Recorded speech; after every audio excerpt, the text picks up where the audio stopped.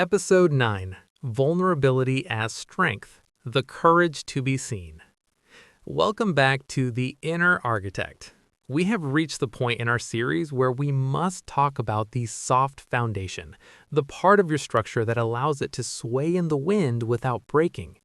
This podcast is brought to you by www.selfdevelopmentpsychology.com, your source for deep psychological integration and authentic growth.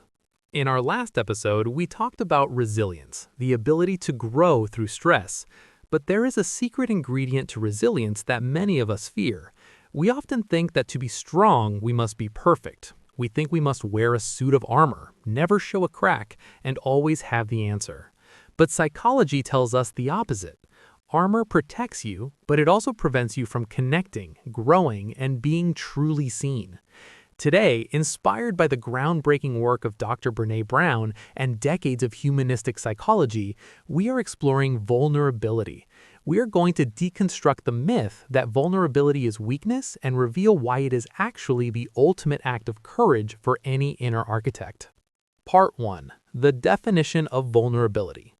What is vulnerability? Most people think it means oversharing or weakness, but in a psychological context, vulnerability is defined as uncertainty, risk, and emotional exposure.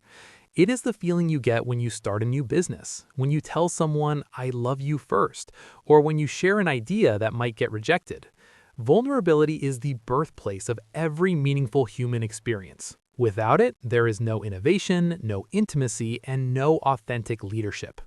At www.selfdevelopmentpsychology.com, we teach that vulnerability is not about winning or losing. It is about having the courage to show up in the arena when you have no control over the outcome. If you are waiting until you are perfect or bulletproof to walk into the arena, you will spend your entire life sitting in the stands. Part 2. The Shield of Perfectionism. Why do we find this so hard? It's because of shame. Shame is the intense, painful feeling that we are unworthy of love and belonging. To protect ourselves from shame, we build shields. The most common shield for the high achiever is perfectionism. We think, if I look perfect, work perfect, and live perfect, I can avoid or minimize shame, judgment, and blame. But perfectionism is not the same thing as striving for excellence. Excellence is about growth. Perfectionism is about protection. It's a 20-ton shield that we carry around thinking it protects us, when in reality, it is the thing that is keeping us from being free. In episode 4, we talked about imposter syndrome. That feeling is often fueled by a lack of vulnerability.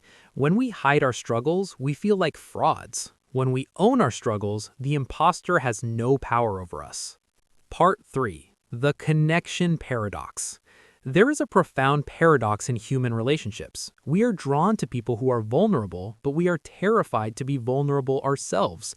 We love it when a leader admits they made a mistake. We feel closer to a friend when they tell us they are struggling. We see their vulnerability as courage, but when we think about our own mistakes or struggles, we see them as failure. At www.selfdevelopmentpsychology.com, we call this the connection gap.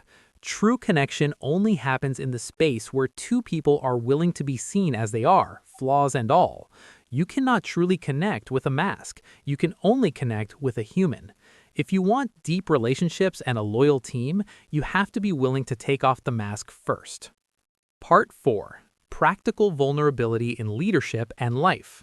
How do we practically do vulnerability without it being too much? It's about boundaries, referring back to episode 6.